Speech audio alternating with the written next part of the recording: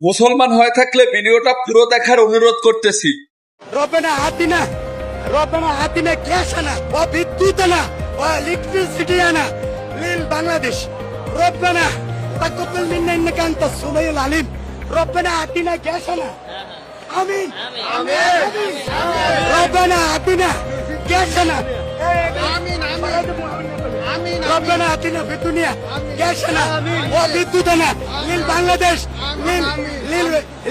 অবশ্যই ভিডিওটা সম্পর্কে আপনার মতামত করবেন। এই জালেমের বাচ্চা, এটা ওরা কি বলবো, আসলে বলার ভাষা হারাই ফেলাইছি। ঠিক আছে, যে আমাদের একটি আল্লাহর কাছে প্রার্থনা বা একটা দোয়া করার একটা মানে বাক্যকে নিয়ে, মানে আরবিতে আমরা একটা দোয়া করি। ঠিক আছে, আল্লাহর কাছে কিছু চাওয়ার আগে এইভাবে আমরা দোয়া করে তারপরে চাই। হ্যাঁ, সেই দোয়াটাকেও বিকৃত করে ফেলাইছে। তা মুসলিম কান্ট্রিতে বৈশা মুসলমান হইয়া তারপর সেই দোয়াটা নিয়ে বিকৃত করতেছে, আর পাশের লোকেরা মানে মজা নিতেছে, আমিন আমিন বলতেছে। আল্লাহ তাআলা মানে নবী করিম সাল্লাল্লাহু আলাইহি ওয়াসাল্লাম বলছে, যারা মানে ইসলামকে বিকৃত ভাবে উপস্থাপন করে তাদের তো মানে স্থান জাহান্নাম। ঠিক আছে, মানে আর যারা পাশে বসে আমিন বলতেছেন, আপনারাও চেল চালাই বেহেশতে চলে যাবেন।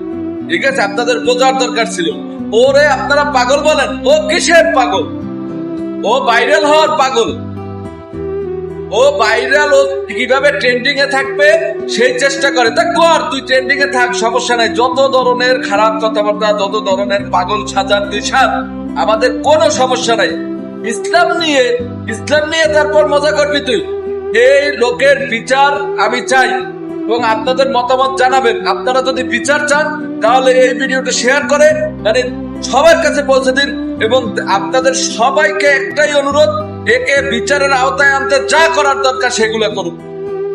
এর বিরুদ্ধে আপনারা যারা কন্টেন্ট ক্রিয়েটর আছে সবাই প্রতিবাদী ভিডিও বানিয়ে তারপর একে বিচারের আওতায় আনলে এর মতো অনেক পাগল ঠিক হয়ে যাবে। এটা ও কিসের বালের পাগল? আপনারা সবাই বোঝেন, সবার বিবেক আছে, মস্তিষ্ক আছে, সবাই বোঝেন। আমার ধারণায় যেটা আসে, আপনারা যদি এটার প্রতিবাদ না করেন তাহলে আপনারা মুসলমানের মধ্যে পড়েন না, মুসলমানের মধ্যেই পড়েন। হ্যাঁ, এর প্রতিবাদ আপনারা করুন। এর প্রতিবাদ না করলে এরকমের অনেক পাগল সৃষ্টি হবে। তারপরে দেখা যাবে একটা সূরা নিয়ে বিকৃত করা শুরু করে দেবে এদের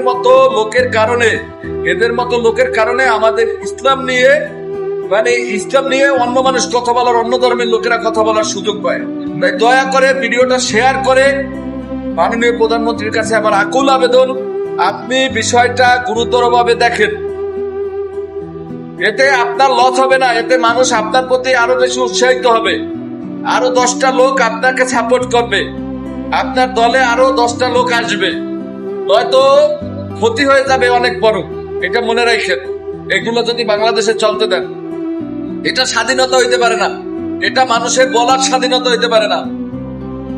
কোন ধর্মের কোন ধর্মকে উপস্থাপন করার জন্য এইভাবে বিকৃত করে কোন ধর্মের একটা দোয়া বা একটা ধরেন যে সূরা বা ধরেন যে একটা ধর্মের যেটাই আছে, ঠিক আছে, ধর্মের গ্রন্থে লেখা সেই ধরনের কোনো কিছু নিয়ে এই বিকৃত আলাপ করার জন্য কাউকে সাহস দেওয়ার দরকার নাই।